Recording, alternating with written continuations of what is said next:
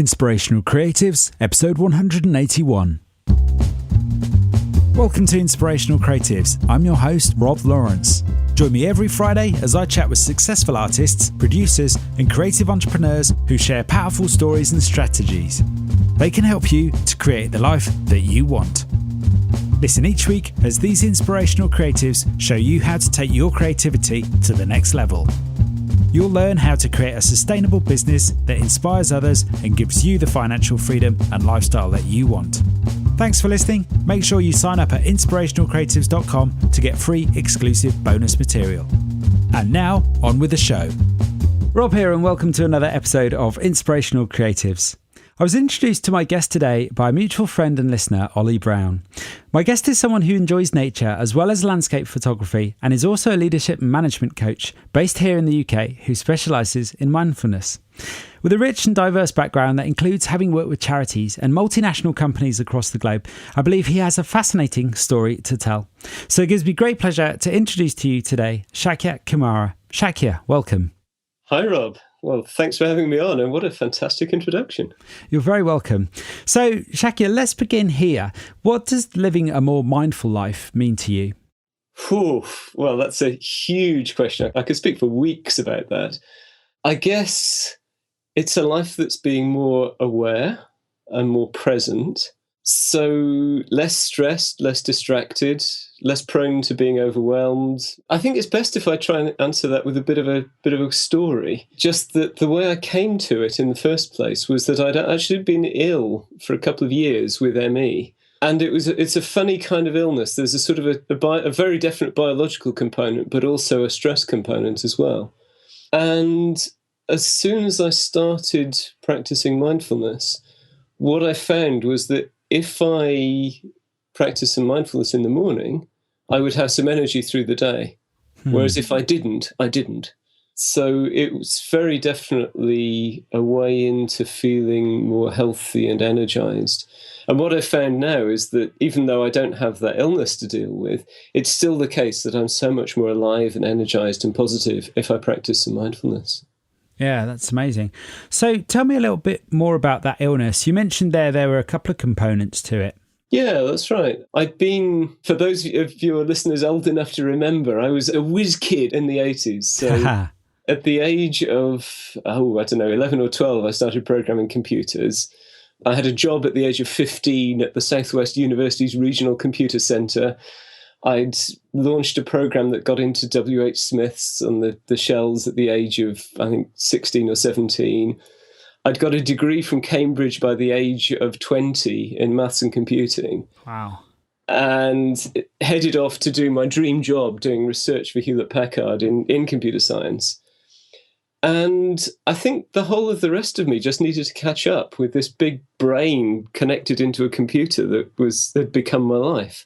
So, yeah, I just ended up with this illness that was like a virus that didn't go away and just kept coming back time and time again. Left me really quite ill. And, I mean, one of the biggest illustrations of that was one day I needed to buy a new pair of socks. So I drove into the city centre, parked the car, walked to the shop, bought some socks, back to the car, back home, and I was in bed for 2 weeks because just that level of expenditure of energy was enough to exhaust me. Wow, that sounds pretty intense. So what was the turning point for you? How did mindfulness connect with that illness for you in your life? It was a very gradual process. The point came where my doctor wrote a sick note for 3 months. And I just thought, he's just written off 3 months of my life. I can't have that. I've got to do something about it. And I had a friend I'd been working with he described himself as the cliche. So he was doing yoga, he was into mindfulness and meditation, he was practicing Zen, vegetarian, the whole works. And I just sort of happened to mention it to him. And he was very enthusiastic about it. But I was still a bit skeptical. And at the time I was doing okay, sort of heading back towards work. And I talked to my training manager. And I guess at the time, the particular problems I had was that I wasn't sleeping. And I was lonely. Those were, I think, the two main problems in my life. Apart from being off sick with ME. And my training manager said, you know what? Yes, you're absolutely right. Mindfulness meditation would definitely help with that. So that was what got me actually finally to go along and try it. So I guess the big mystery for your listeners is, what is this mindfulness thing? How is it something that can help someone get better from illness like that? How is it something that can reduce stress? How is it something that can help in all the other ways it can, like avoiding overwhelm, like being more focused and effective and so on? I tell you what, Rob, could we do something? Could I just give you a little experience of it just now? Absolutely. That everyone else can join in with as well? Yeah, sure. Okay, so as you're sitting there listening to me over the headphones and so on, I just want you to look around the room that you're in and notice something that you haven't noticed before. Okay. And it could be quite a small detail about something. Are you seeing something? Yeah? Yep. So I'm curious to know what that's like for you, how it's changed what's going on in your mind. Okay. It's probably a little hard to describe, but the thing I've got to focus on is there's a small electronic device. It's like a drum pad, which is in the corner of my room, and on the end of it, it's got a blue panel. And I think if I know the drum pad well, but if you'd asked me to describe it, I wouldn't have remembered the blue panel, which is on the end. It's quite small, and on there are a few buttons which I'm familiar with, but I hadn't quite seen them in the way that I can see them now because it's on its side. But as to how I feel about that, I think there's an element of surprise about that. There's an element of interest about that component, which I'm not sure I had before. And the other thing I noticed is that it took me away from everything else I was thinking about at that moment in time, which would have been to do with this conversation we're having right now. I think we're going to have to reassure the listeners that we hadn't rehearsed that. Absolutely, yeah. That is absolutely spot on what I was hoping you would get from it. So this is classic mindfulness, that by becoming aware in the present moment of some direct sensory experience, in this case it was the blue end of the drum pad, that takes you away from all the things that are going round and round in your mind, all those other things. Mm. And when we're overwhelmed, when we're feeling overwhelmed, what's happening there is that there's just all these different things going through our heads, whether it's our own ideas, whether it's all the pressures of work, all the things we've got to get done, all the concerns and worries about what people think of us and whether we're going to be good enough at this performance or this talk or whatever it is. And all of that stuff in itself winds us up and creates stress just by the fact it's going on through round and round and round through our heads. Each of those thoughts, if we just have it once, is fine. The problem is we keep having those thoughts and they keep winding us up. So what mindfulness does is it gives us a way out of that loop. If we've got a loop that's going on that's stressing us out, mindfulness helps us to come out of that, settle into the present moment, into our experience right now. So what we did then was get you really interested and curious about something in the visual field. You know, I'm so pleased you use those words because that's such a strong characteristic of mindfulness. If we want to take it just one little step further, what we would do is go into body experience, because that's if we're getting overwhelmed, if we're getting stressed out, we often lose touch with what's going on in the body. So I'd like to suggest you just notice the sensations of your feet contacting the floor or whatever they're contacting. Mm-hmm. And the sensations of your buttocks, back, whatever, in contact with the chair. Mm-hmm. And notice where you're breathing into your body. And it may be into your chest, maybe into your belly. Noticing the particular places that are moving as you breathe in and breathe out. And however you are breathing is fine. It's not about trying to change anything. It's just about bringing our awareness to what's there, to this changing pattern of sensations now. And coming to the shoulders, fingertips, maybe the way the head is balanced on the neck and spine. And maybe even to the feelings, noticing what emotions you've got. If you bring your attention to the center of your chest, that can be a good way of really contacting emotions. So there you go. That was just a very, very quick guiding into body experience. And I'm curious to know if you noticed any difference coming from that. I think from my own experience there, what I noticed is the moment I started bringing attention to certain elements or body parts, I was recomposing myself. There was definitely an element of that, perhaps towards feeling more relaxed. Actually, I was, when you mentioned your feet, I felt my feet sort of shuffle around to find a more comfortable position, which was interesting. And I also noticed when I started to focus on where I was breathing, I noticed I was breathing mostly into my chest. But I felt the moment I kind of started to focus on it, it went down towards my belly, I would say. I don't know if it did slow down, but it felt like my breathing was slowing down. Right. Very good. So all those symptoms of relaxation happening, they're a side effect. When we practice mindfulness, it's about bringing attention into the body like that to see what's there with genuine open curiosity. And not always, but sometimes it does have that effect that you just described, that it helps us to be more grounded with what's present. And that can just be relaxing. And it's not about forcing that. It's just, as you found, just by taking attention to your breathing, something changed. And I'm going to guess that was a change from your point of view, that was a change for the better? Absolutely. I've had some experience with mindfulness and other relaxation techniques compared to my early experiences to now. I find that transition quicker. Yeah. Without question, the moment I began to focus and sort of have more of an awareness of my own bodily presence, I suppose, there was definitely an element of relaxation which came with that. Great. Yeah. You mentioned there earlier curiosity. Yes. And I'd love to know how in your life you cultivate that curiosity. I know that curiosity is something that often shows up in a creative life, but I'd be very interested to know what you do, perhaps on a daily basis, to try and cultivate your own curiosity.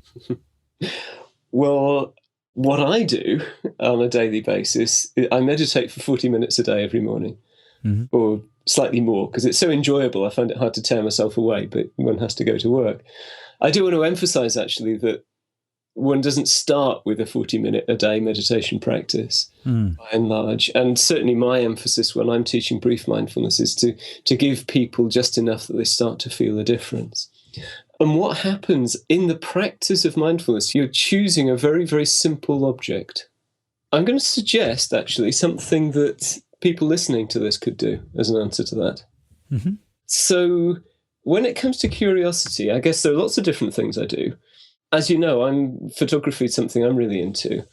And one of the things I'm doing at the moment with a group of other photographers is getting really interested in what we're calling ordinary beauty. So the sort of things that you miss every day as you move around. So I'm just out with the camera or even just the iPhone. Because I've been doing this just for every day for a week, posting an ordinary beauty photograph, I'm starting to see it everywhere. I'm starting to see just patterns of rust on old skips, patterns of double yellow lines on the ground, all sorts of things like that actually do resonate as beautiful. But normally I just completely overlook them. It's a lovely sort of virtuous circle that being mindful means being more aware in that kind of way. And that means there's more there to be interested in and more there to be curious about. And then that feeds back into the mindfulness. So that's something that we can very easily do. And what people who come on courses, what I suggest they do sometimes, I suggest a mindful walk. In other words, a walk where your intention is simply to be present with what's around you when you're walking, rather than lost in the daydream of thought. And of course, something everyone needs to be aware if they're trying this is that the mind will go off. And that's not wrong. It's not a mistake. It's a case of kindly, gently noticing when the mind's gone elsewhere and very, very kindly and gently bringing it back.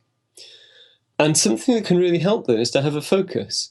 So perhaps one might have the focus of yellow. So just being aware of anything you see on the walk that's yellow. And when people do this, they're amazed about all the things they hadn't noticed before. One guy told me that he'd been walking his dog on the same path every day for 20 years. And there was a really, really beautiful tree that he'd never, ever seen before. He was just so distracted with his thoughts. Another thing we can do is to be choosing something very, very simple that one wouldn't normally find very interesting, like breathing. I mean, this is a classic thing to do with mindfulness and meditation. Every day I'll sit for 40 minutes and meditate. And one of those meditations is the mindfulness of breathing. So I will be spending 40 minutes finding the breathing interesting. Now, obviously, that's quite a challenge, and there are plenty of other things in my life, believe me, that are far more interesting than my breathing. But as I say, I just very gently notice my mind's gone elsewhere and come back and just see what I can find in my breathing right now that's interesting. So right now, doing that, I'm finding that there's a very interesting sort of uplift. It's slightly exciting kind of feeling just at the bottom of my rib cage. I haven't noticed that before. What I was expecting was to feel sensations low in my belly. But this I quite like this uplift, actually, because what it's doing is it's stretching my chest out, my shoulders are going back, and there's something, as I say, quite exciting about it, and something that feels very appropriate for this sort of outgoing communication to thousands of people. Yeah, it's very surprising, but absolutely perfect in this situation, because it feels very appropriate with my chest open, my shoulders back. It's like I'm speaking to this massive audience, which, of course, I am in this context. And by the way, thank you for this, Rob. It's the chance to speak to so many people about mindfulness is wonderful. Yeah, it's fascinating, and I'm really eager to learn more. And you mentioned that you run mindfulness courses. I know you've got a couple coming up in the new year. So could you tell me a little bit more about what's involved for our listener and what would be involved if they're interested in joining you? Sure. Yeah, thanks for the question.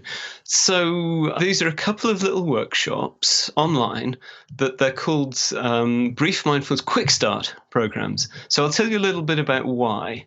What I've been noticing over the years is that lots of people, just about everyone talks about how stressed they are. And more people are finding that that's really causing problems for them. And they're finding that they're not just sort of getting stressed up, but they're having trouble sleeping, trouble concentrating, all sorts of problems like that arising. And part of that is that they're really short of time. And it's a bit of a catch-22. It's a bit of a vicious circle that people are short of time, so they're stressed. But that means they haven't got the time to do anything about being stressed. So I wanted to find a way to help people out of that vicious circle. And that's what the Quick Start's all about. So it's about reducing stress and increasing relaxed, purposeful focus, creative focus in just 2 minutes a day. Another problem people have got is getting around is harder. Driving, we've got rail strikes and aeroplane strikes and everything at the moment. So people actually like to be able to do these things from the comfort of their own home. So that's why it's online. But I didn't want to lose the live experience. So these are live interactive workshops. They're done over, it's a bit like Skype, it's called Zoom, and it's like a real live training workshop. So you've got people who are, we keep it to a fairly small number, so about 12 people in the room.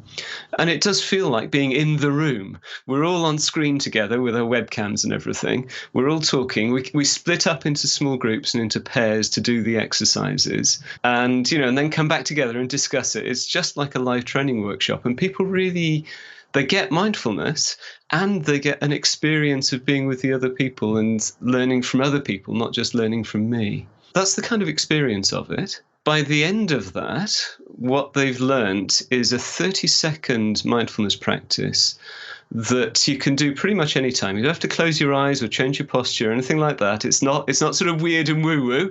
It's, I teach this to executives. That's where it's first designed. And in that 30 seconds, it's something that really reduces stress, brings you right here into this present moment, without the regrets from the past, the worries about the future.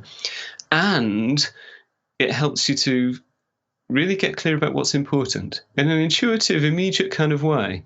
So straight away after those 30 seconds, you've got this clear focus on what really matters, and it helps you to re-engage with whatever you're doing. So, if you're in the middle of producing something, you can get on and produce it, probably coming up with more creative solutions than you were having before. So actually, that 30 seconds really saves people time, because you get much better results, whether it's a working project, whether it's working with other people. You can be much more aware of them afterwards as well as yourself. So you get into much better communication too. Also within that workshop, there's another thing which I call targeted mindfulness. So when people have got a big stressor going on, that can really pull energy away. It can really drain energy just to have something like that going round and round in your mind.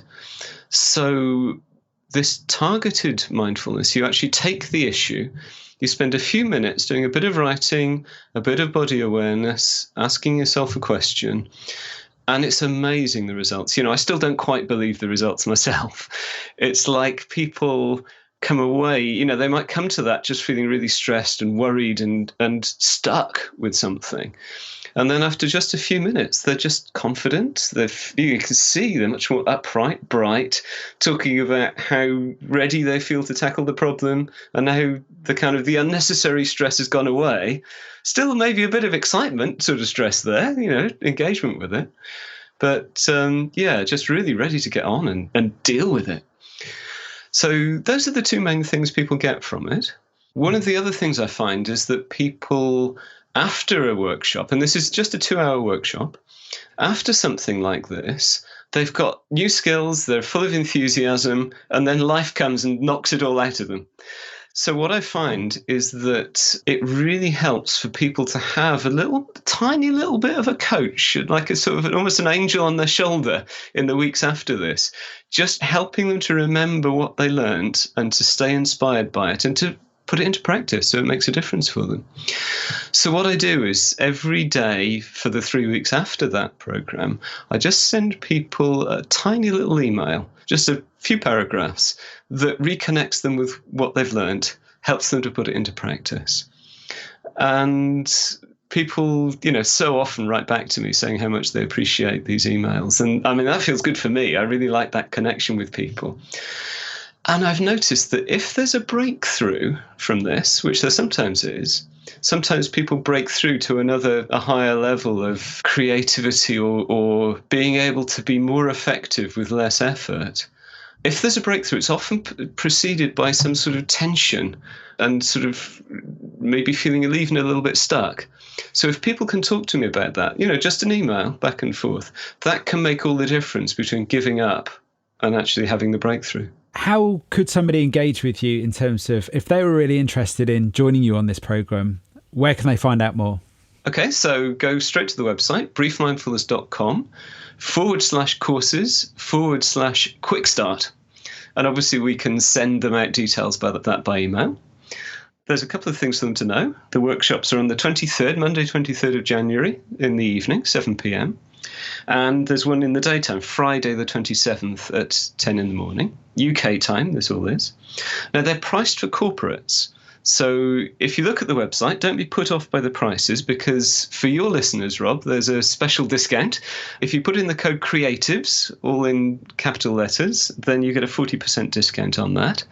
And if you book before the 5th of January, then there's a further discount on top of that, which brings it to 60% discount in total. Fabulous, thank you. There are a few sort of thoughts and questions which come to mind, and I'm thinking of people that may have no experience of mindfulness whatsoever. And I can imagine, life is busy, or life can get really busy. And as we alluded to earlier on, it's easy to get overwhelmed.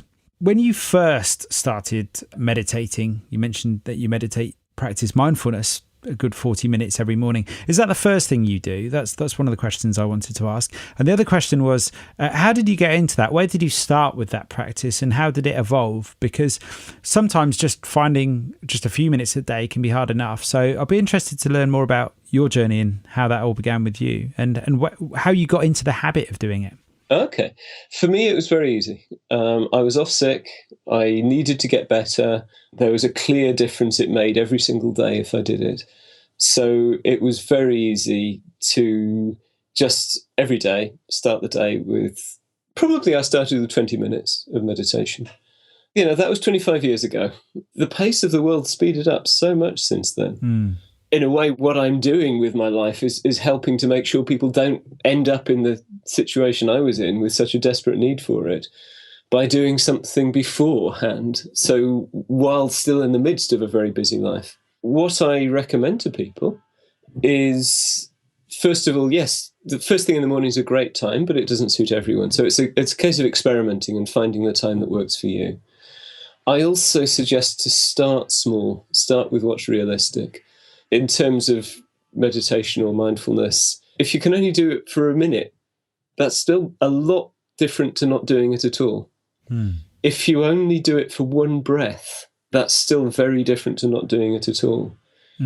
Rick Hansen, in his book, The Buddha's Brain, actually recommends just doing one breath mindfulness lots of times through the day. And that's something we can all do. I mean, the hardest bit, by the way, is remembering to do it.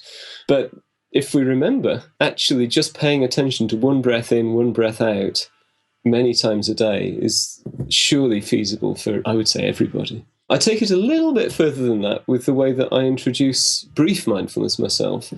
I give people a 30-second practice, a very specific practice that helps people not just to connect with their body, as I was leading you, but also to connect with their sense of what's the most important thing for them right now.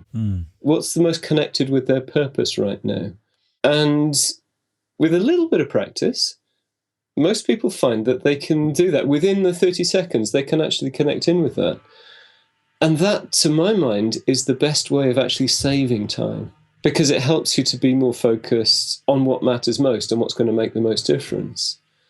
And so it's a 30-second investment that will pay off within a few minutes, because it's so easy otherwise to be wasting time on things that are less important, especially if we've been feeling overwhelmed. I'm glad you mentioned that, because usually if we're feeling overwhelmed, we're in this state of panic, and I know exactly what it feels like. And it's like, do anything to relieve the panic and to relieve the tension and to feel not overwhelmed, to feel okay and safe. And often what we reach to do at that point is the thing that's the most urgent, which of course isn't necessarily the thing that's the most important. Or we reach for the thing that's going to give us the feeling of success that we're craving, the feeling of being effective. And it's so easy to open the inbox and grab an email and reply to it. But is that really the thing that's going to make the biggest difference today? So actually, by stepping back, taking those 30 seconds, we can get refocused and do what really makes the difference. And then really, really step out of the overwhelm, not just for a minute, but we're stepping out of overwhelm. How can I put this? We're getting into the habit of not getting overwhelmed, and we're making progress that means that we're really dealing with the real issues that are leading to that overwhelm in the first place. Yeah, got it. You touched upon something earlier, which was to do with getting in the habit. You mentioned something you share with your clients, this sort of almost 30-second plan, if you like. What I really liked about that, if I understood you correctly, is this idea of attaching that habit to your greater purpose, if you like, or the thing that's most important in your life right now. I can imagine that being quite a powerful setup, because the thing that is most important to us right now, be it our purpose or whatever else is on our mind right now, do you use that as a trigger to then say, okay, now I'm thinking about that, I can perhaps spend 30 seconds to be a bit more mindful? Is that how it works? That's an interesting idea. It's almost exactly the other way around in the way that I teach it, but okay. You've got me thinking. Okay. Let me tell you a little story. When I was just coming up with this technique, I was working with someone who had invested tens of thousands of dollars in his PhD and years of his life. And he had an absolutely crucial meeting coming up where he was going to be interviewed about this PhD, and out of that was a decision about whether he'd be able to continue with it and take it to completion or not. So you can imagine he was pretty anxious about this. So we sat down and I led him through a 4-minute exercise where he was writing down his thoughts and emotions now. And then we did the 30-second exercise. And then he wrote down his thoughts and emotions after the 30 seconds of mindfulness, including this purpose element. And he described the difference as being completely transformational. He said, his whole body posture changed. He was suddenly really, really, really in touch with his purpose. And that gave him complete confidence. And people actually commented in the day or so afterwards. People commented, what's different about you? When, he just turned up to a completely unconnected meeting, and they just noticed that he was quite different. And what had happened was that his work for this PhD over 6 years had got a bit disconnected from his original intention and purpose. And basically the way it works is that it's not that you're just thinking about your purpose as if it's already clear. You're connecting in with your intuition in the moment about purpose. What he had touched in with was that the purpose of his PhD was to transform the lives of hundreds of thousands of people in Latin America. And as soon as he realised that that's what he was doing and that's what it was all for, he just became so much more energised and confident and purposeful that he stopped worrying. He knew what it was about. In a way, he was personally less under threat. He was doing it for all these other people. That just made all the difference. That's fascinating. So breaking that down then, the exercise that you went through was he wrote down his focus and what he was thinking about prior to the exercise. He did a 30-second mindfulness exercise and then did the same afterwards. Yeah. And you looked at the before and after. That's it. Yeah. With that in mind, on a sort of grander scale, is there a kind of a before and after in your life, a sort of before you discovered mindfulness and a now? And if so, I'd be really interested to know. I know in a previous conversation, we talked about how you were somebody who grew up wanting to be a racing driver. I'd love to hear that story, and also a bit about perhaps if you could go back to that younger Shakya, what you would say to him now and what advice you would give. Wow. Okay. Of course, the younger Shakya wasn't Shakya, he was Roy. That was the name my parents gave me. So yeah, as a little boy, it was my ambition to be a racing driver or maybe a rally driver. I could identify cars probably pretty much as soon as I could talk, just completely into that world. As I became a teenager, I was starting to get really interested in the whole world of computers, and it was just my future life would be I'd invent something that changed the world, and I'd be driving around in a Ferrari. That was the way my adulthood was going to go. And then, as you've heard, I got ME, and that just took the wind out of the sails of that. And being stuck and isolated, I just realised how much of a difference being with my friends made, and how much more there was to life, really. That it wasn't about success in that kind of material way. It was much more about connection, much more about humanity, being with people. So yeah, that just radically changed my value system. Not that I was without drive and ambition, and people still describe me as an ambitious person. But it's directed to very different aims. I got myself back to work. I got back into Hewlett-Packard, into the research lab there, but realised that there was something about just working with computers that I didn't really want to be doing. It wasn't me. Again, it was the training department at work, actually, that they were sending me on all these courses that I was finding far more interesting than my work by this stage. I wasn't just learning about how computers work, I was learning about how people work. And it was a real revelation for me that you could actually learn about communication with other people.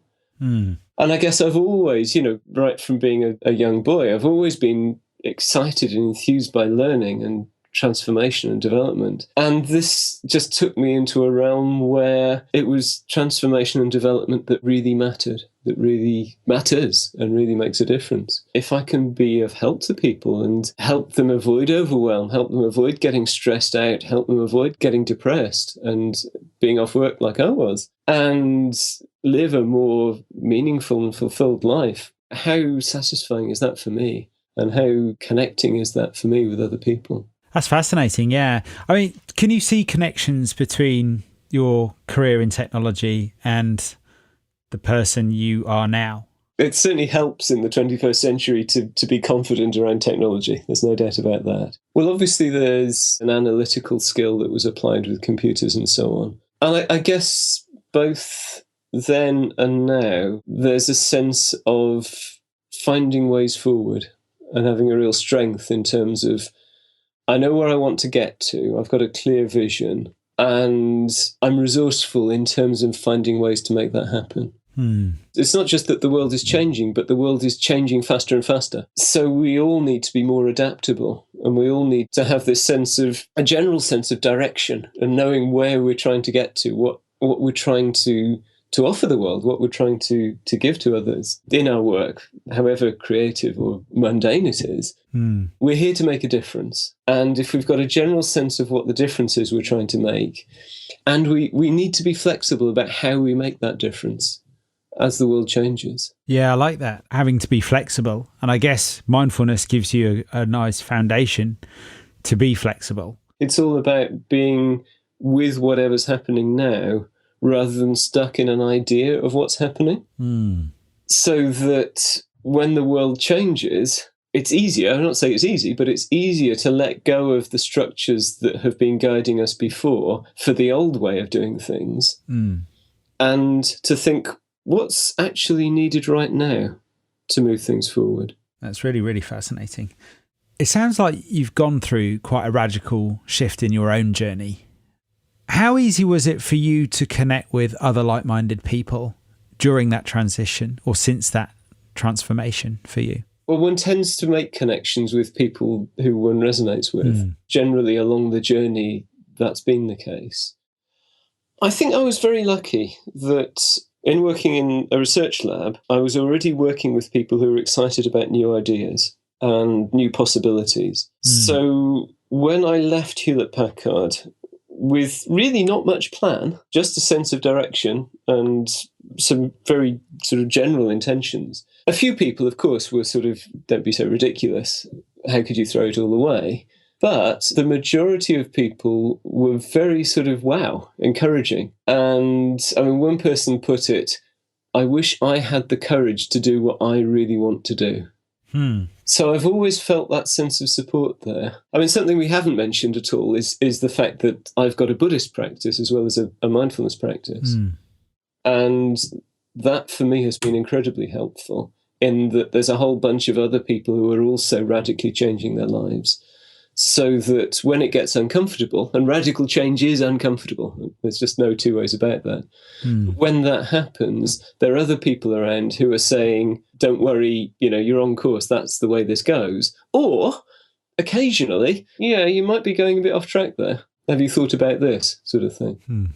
That's the Buddhist context. But I really do want to emphasize that although mindfulness has substantially come from Buddhism, mindfulness is there in all sorts of different traditions. But the mindfulness that's popular in the world at the moment has largely come from Buddhism because it's so closely aligned with neuroscience. The results of neuroscience and the results of what Buddhists have found over the millennia going into their own minds are remarkably resonant. So I really want to emphasize to people that just because I've delved into the Buddhist tradition and taken it so seriously, that doesn't mean everyone has to. There's a huge amount there on offer in the world of mindfulness, and increasingly so. It's a tremendously growing world. I think you raise a good question, though, that support around change, it's a really important thing. And I think that as the need for it is developing, it's developing as well. But it's still fairly early days for that, I'd say. Yeah. At that time when you were in the workplace, what was the reality like for you dealing with those that were a bit resistant to a change? How did you deal with that? And do you think it was courage or perhaps something else that helped you deal with that scenario, that situation? To be honest, I just had such an easy time of it. It really wasn't a problem. Well, I think I was very, very lucky in that, just the overwhelming majority of people around me were very supportive. I guess I knew that I wasn't happy to be living a life that was making me ill. Had made me ill and could easily make me ill again, put it that way. So, there was a clear determination on my part. But I think the main thing was just taking it step by step. So not trying to rush a big change. That's often a mistake, I think. But to just take one step forward and see where that gets to. And it's almost like the world adjusts around you. So the sort of people who I might have been friends with before I even started getting interested in things changing, I just might not have spent so much time with. And, that naturally might have a distance might have come there. Whereas people who are interested in the new me, I just naturally spend more time with. A gradual process would be my answer to that. Out of curiosity, how did your Buddhist practice get started? I learnt to meditate in a Buddhist centre. I was very clear that I was simply there in order to meditate. And I wasn't interested in any of this weird Buddhist stuff. But I guess I just realised over time that there was actually something very, very sane and down to earth about these Buddhist folk around me. They just seemed so much happier with circumstances that were nowhere near as good as mine. They seemed to be happy when I would struggle to be. And they were just nice people to be with. So I guess for me, it was a lot about the personal connection. As I say, gradually moving in a direction where it started to make more sense. I started to realise that I had been basing my life around some fantasies about the world, that driving a Ferrari and inventing something that changes the world would be enough to make me happy, that owning lots of stuff would make me happy. And, this realisation that actually it was much more about the qualities of connection with other people that was where my happiness was really coming from. And a realisation that my own frame of mind was making a huge difference to those connections and just to my happiness in the moment. Yeah. And, so I was learning all these things, and I was sort of noticing that this is what these Buddhist people were teaching. So it was very much about my own experience. I mean, the Buddhist teaching isn't something to be taken on blind faith. It's quite the opposite. The Buddha actually says, don't take my word for it. Test it out in the fire of reality, fire of your own experience. And that's always been a touchstone I've come back to, is unless it's really making a very practical sense to me, I'm not gonna go along with it. That's great. What is it about being with people that you feel contributes to your happiness? Oh, gosh. Let's just take right now. We're in different places, we're in different rooms, but if I was just talking to a microphone and a computer, I'd just feel kind of cut off, and I wouldn't quite know if I was making sense. Because I'm having a conversation with you, Rob, I feel that connection between us. And I feel so much happier, so much more confident. It's almost like one of those questions of asking a fish to describe water. Yeah. Really enjoy the process of communicating and of getting to know people, being curious and interested about what they're curious and interested about. Coaching is one of my favourite things to do. It's one of those things that I can go into a coaching session feeling a bit sort of so-so, but I know that by the end of a coaching session, I've contributed to someone else, but I'm going to feel so much better as well. I just really enjoy that process because it's getting to know people. It's also making a difference for them in their lives, not by taking not by anything even faintly like taking over or anything like that. I'm helping them find their resources. I'm helping them find their ways forward.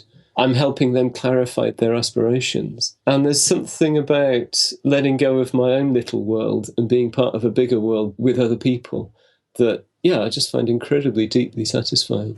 Yeah, that's really insightful. That's really, really good. So just to start to wrap up now, it's been a fascinating conversation, really, for the short time that we've had available to us today. But what aspects of your work are you most passionate about?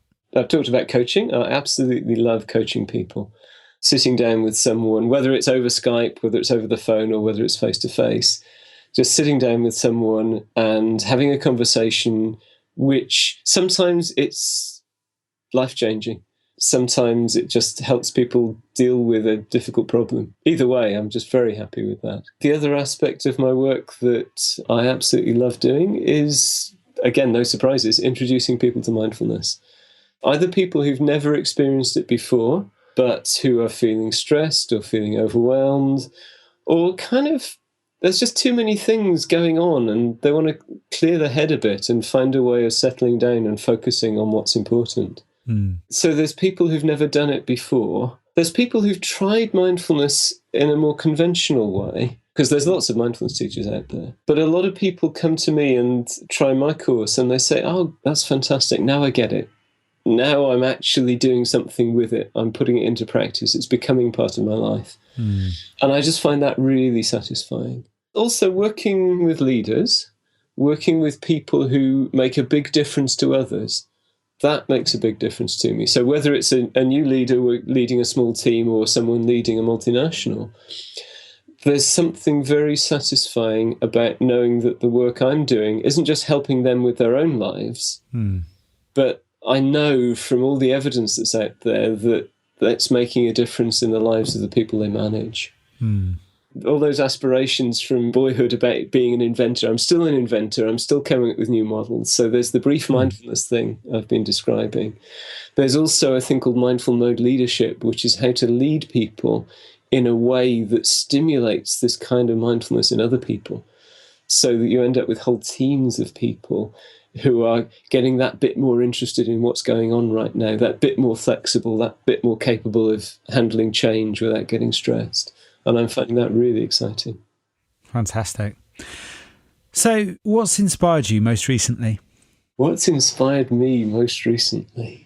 I've been really inspired by this conversation. I don't know if I'm allowed to say that, Rob. But, that's very kind. There's something about the way you've been drawing me out that's been very helpful. It feels a little bit self-indulgent to say, though, because, of course, it's, I'm inspired by, what I'm talking about. But, actually, there is a sensible answer in there, as well as, your great facilitation here, the way that you've helped me connect with what's most important to me.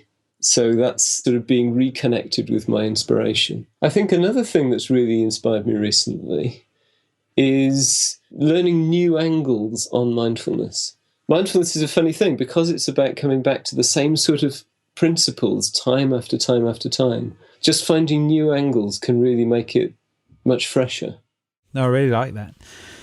From my very brief experience and encounters with mindfulness, I realise it's almost an infinite subject. I think that's absolutely right, yes, because although it's a very simple practice, coming back to the breathing, noticing what's around you when you're out for a walk, being present when you're driving, whatever it is, I think what it's doing is it's a gateway into awareness of the whole of human experience. Yeah. Experience of the mind. And that is infinite. Yeah, I love that. Yeah, it's great. If it's not unrelated, what are you grateful for today? Oh, well, as I say, I'm very grateful for the way that you've hosted me here and led this conversation and helped me connect with my greatest inspirations.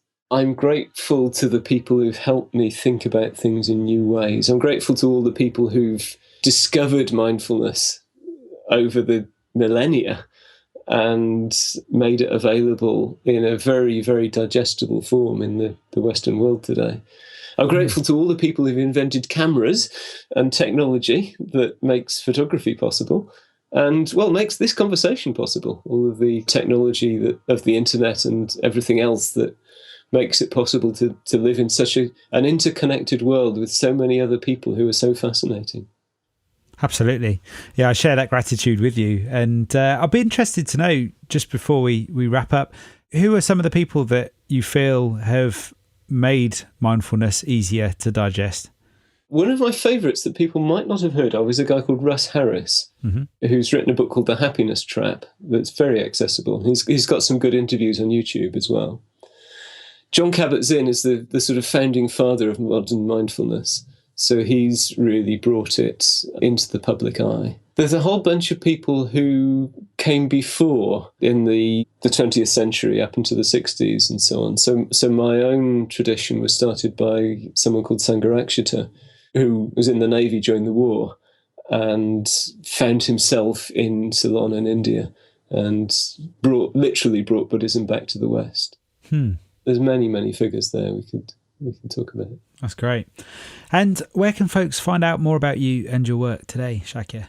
Okay, so the easiest thing is to go to www.briefmindfulness.com and have a look there. There's a blog and there's something you can download called Alive at Work, which is an exploration of mindfulness in the workplace and how you can be more mindful while you're working more alive while you're working, more fresh, dynamic, creative while you're working. And it's only 9 pages, so it's quick and easy to read. Wonderful. Well, thanks for sharing that.